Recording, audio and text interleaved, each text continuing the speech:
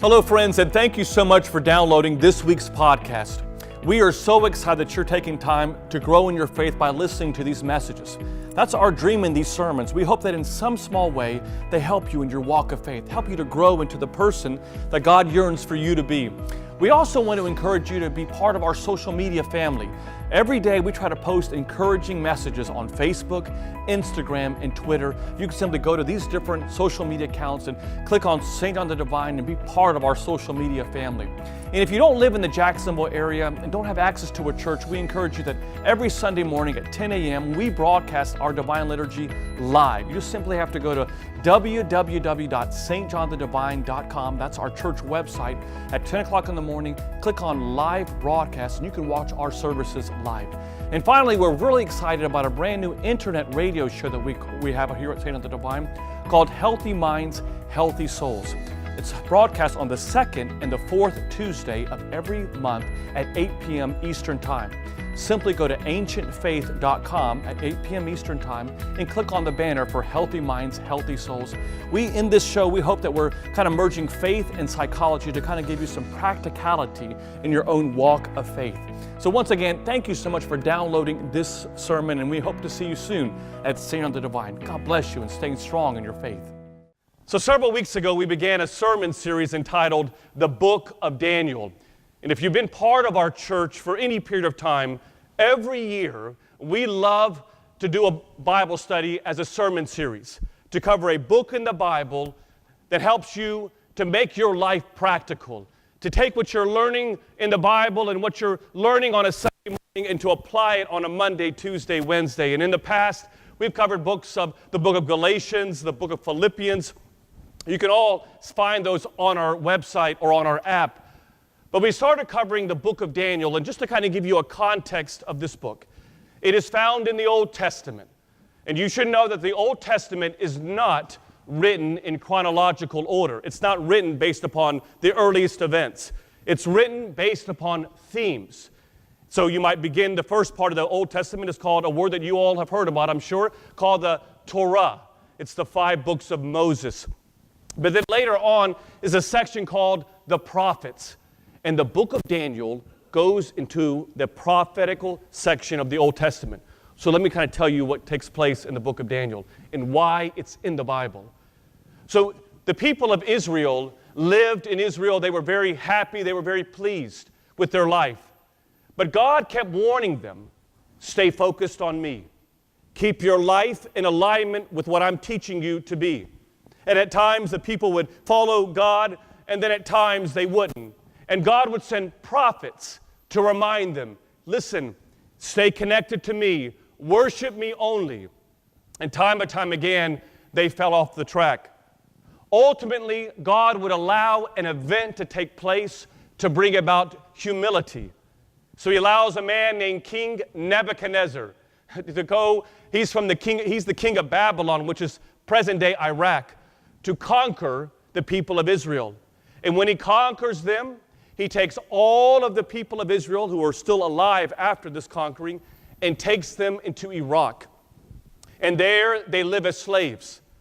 What you need to know is that Babylon at that time was not a godly country. It wasn't a God-fearing country. In fact, the people at that time were very much pagan. Their lifestyles were very antithetical to what Jesus and what God were teaching. And so in this story, why it's in there is because God puts Daniel there, a godly man living in an ungodly culture. And could it be that all of us today are trying to be godly people, if we're truly honest, in an ungodly world? And so for the last several weeks, we've been covering different themes that Daniel talks about. The theme of having courage in a world that tells you to be quiet and sit down. A theme of being humble in a world that tells you to talk about how good you are. A theme about witnessing your faith when the world tells you, no, just have your faith be private. Don't share it. And then today we're kind of closing out this sermon series. And I want to talk to you today about the power of today. Every day, God gives you a gift.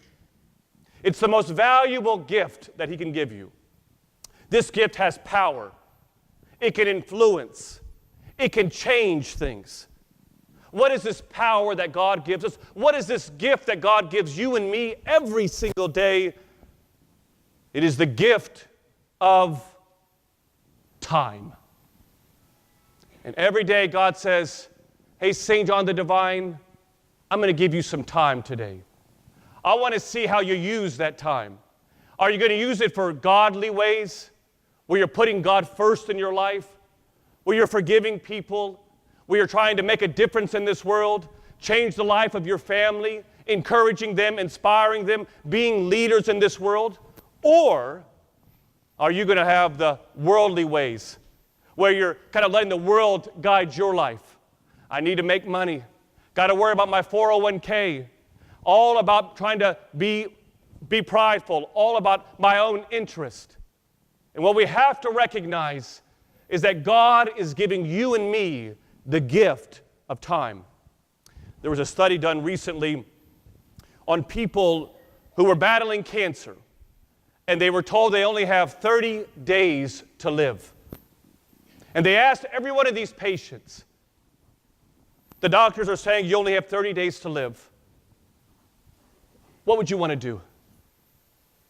We could provide anything that you'd want. What would it be?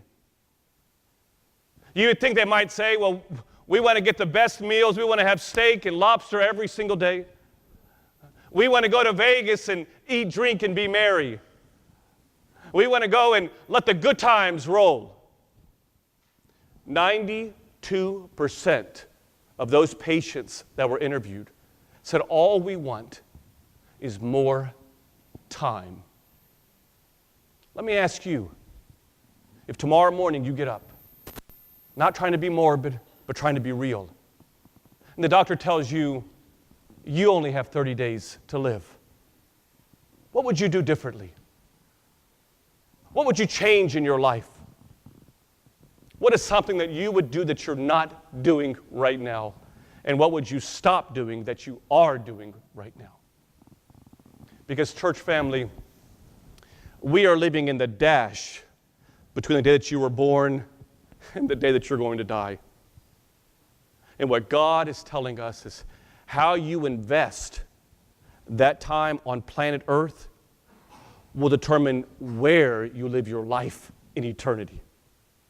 How you invest that time will determine the dividends you have in eternity. And you should know this, that throughout the Bible, God is saying, hey everyone, God is saying this, hey everyone, time is ticking, time is ticking, time is ticking. And one of the most amazing illustrations of time is found right here in the book of Daniel, chapter 5. And when you came here this morning, you should have gotten a worship guide. Our ushers give these out every single Sunday. If you don't get one when you come in, tell them that I need a worship guide. It's got all the pertinent information that we do in our church.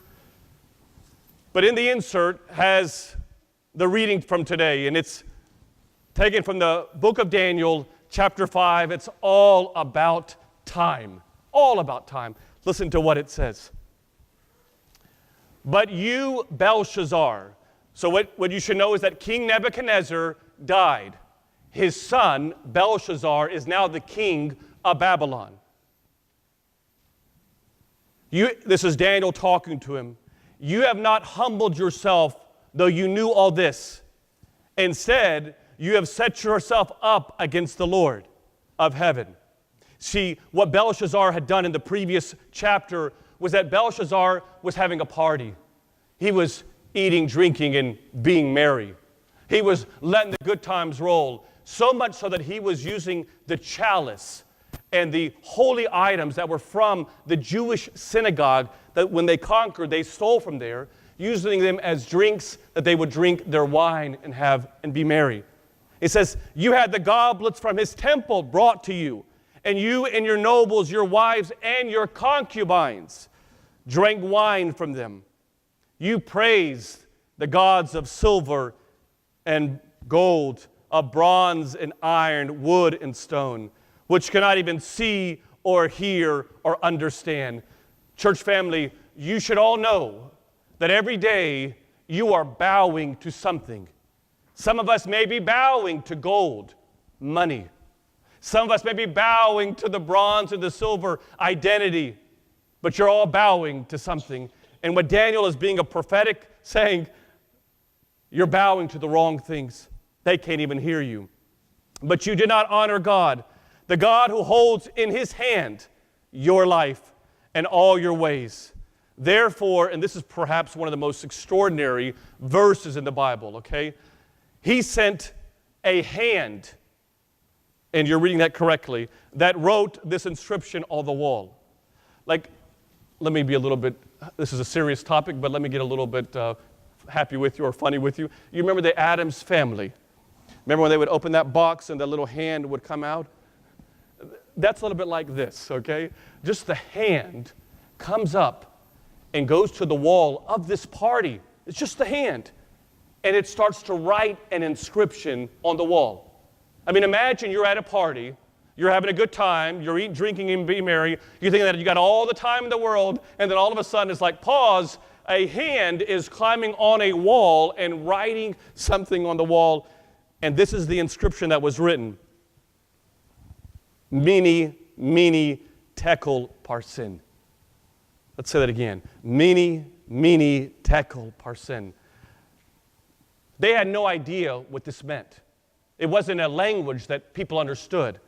And what you should know is that Belshazzar would call all of his different dream fortune tellers and all these different interpreters to come and interpret what that mene, mene, tekel, parsin meant. This hand on the wall, and none of them could figure it out.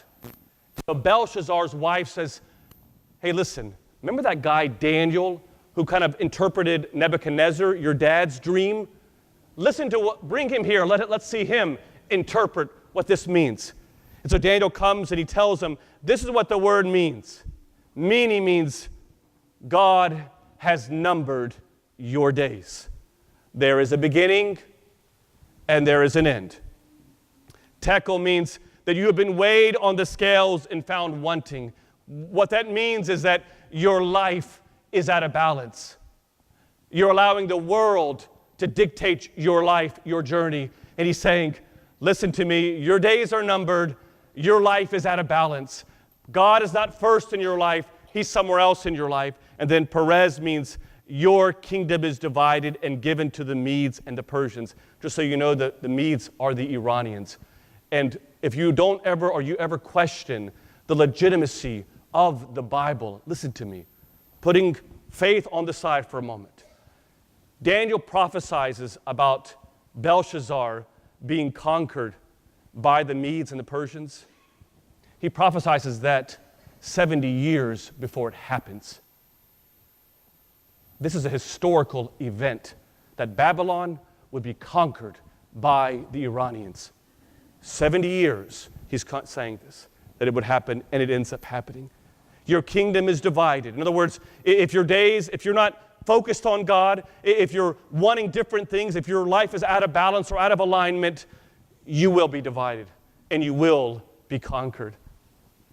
And if you've ever heard that phrase, the handwriting is on the wall, you ever heard that phrase?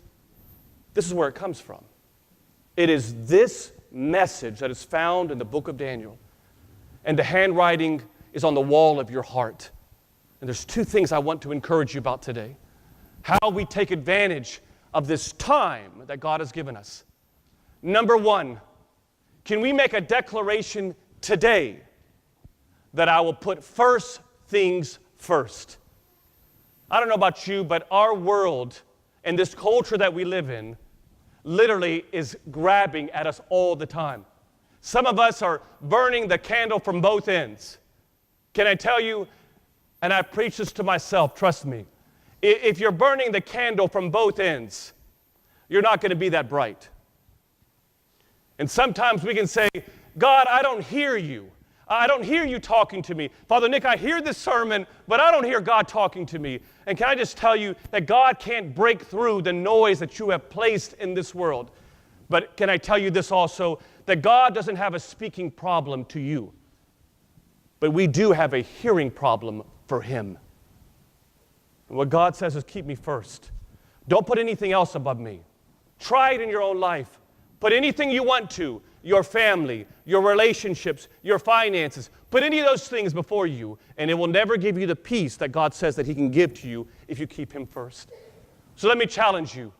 What is one thing you are doing right now that you need to stop doing to be closer to Him? And what is the one thing that you could say to yourself that I need to start doing right now to put Him first? Number 2 is once we have put the first things first in our life, that number 2 is that today we make a declaration that we're going to live our life with purpose. You know, one of the most often used prayers in the Bible, besides the Lord's Prayer, is this prayer. David in the book of Psalms says this over and over again. If you've got nothing else to pray tomorrow morning, pray this prayer. He says this, and always know this, that sometimes you see us holding up our hands and lifting up our hands in prayer. The reason why we lift up our hands in prayer is that's the way Christ, and also we see in the Old Testament how they lifted up and prayed. They never prayed with their hands down. They were either kneeling or they were having their hands out. And so David said this is the prayer that I would tell you about. Lord, teach me to number my days. Teach me that I don't take this day for granted. Teach me that I don't waste the time on this earth. Teach me to know that what you have in store for me, that if I have breath to breathe on planet Earth, that means that you are not done with me. What is that purpose? That purpose is to make a difference in this world. And so before you send out that email, before you post something on Facebook, can we get our face in the holy book? Before we go out and do all the things that we got to do, checking our emails, can we put it through the filter of, is God first in my life? Am I understanding my purpose?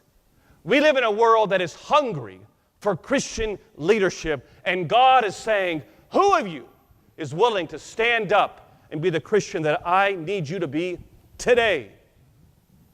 We wonder why the world is so polarized. We even hear people and politicians saying we have to slow down the volume. Let's not wait for them, and let's start with us. Let us start with ourselves saying, I have a purpose on this world. I'm not going to waste my time looking at what people are saying or following what someone else said. Let me channel that energy to making a difference in someone's life, because time is ticking. I know I'm preachy, so I'm almost done. I leave you with this, and I say this because I love you so much. I spend time on these sermons every week because I want your life to be changed, that every day you are inspired to live a life that's different than what you're living right now. It'd be easy for me not to even give a sermon, but I yearn to change your life through God's grace. I leave you with this.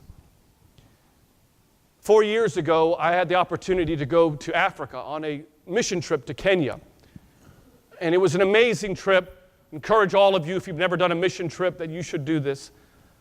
It was a life-changing moment in my life. We were there with children that were begging for water, and we provide humanitarian support to them.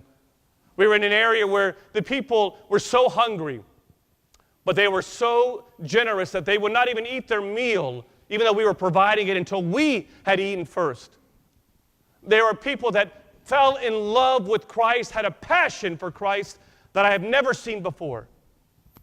There are people that would walk 6 miles to church every single Sunday. They didn't take off breaks. They looked forward to their Sunday worship.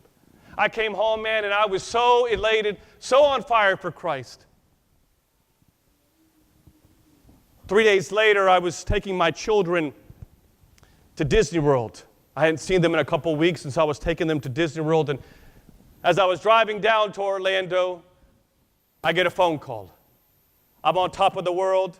Spiritual life is growing. Not a worry in the world. My sister calls me and she says, Nick, your father has just had a massive stroke. He may not make it, and you need to get home now. So as we were coming back to Jacksonville, I was wearing my clergy shirt and my collar, and I walked into the Baptist South Hospital, and as I entered the hospital, the doctor that was there thought that I was coming there to give my dad last rites. He thought that I was coming in there, so he went up to me and he said, you know, the family is truly distraught. You need to go there and pray over him because he may not pull through. And I share this with you because in that moment, obviously I shared with him that that was my dad, but in that moment, I was thinking about just one more moment with my dad. One more time to say, Dad, I love you. One more time to tell you how much you mean to me. One more time to say how you inspired me to be the man that I am today along with my mom. One more time to simply put my arms around you. Just one more time. And by God's grace, my dad pulled through that, and God gave us 3 more years of time to tell him. But can I tell you, church family, time is ticking. Don't take this life for granted. And my encouragement for you, and my challenge for you, is to remember that you are in your dash between the day you were born and the day that you're going to go be with the Lord. That what you said last week was next week is this week. What you said yesterday about tomorrow is today. What you said about the next moment is now this moment. To seize this opportunity and to recognize that how you live out and invest that dash of your life will determine where you live in eternity. How you live your life, God first, living with purpose, will determine where you live in eternity. Why? I'm putting you all on notice. The handwriting is on the wall of your heart. In the name of the Father, Son, and Holy Spirit. Amen.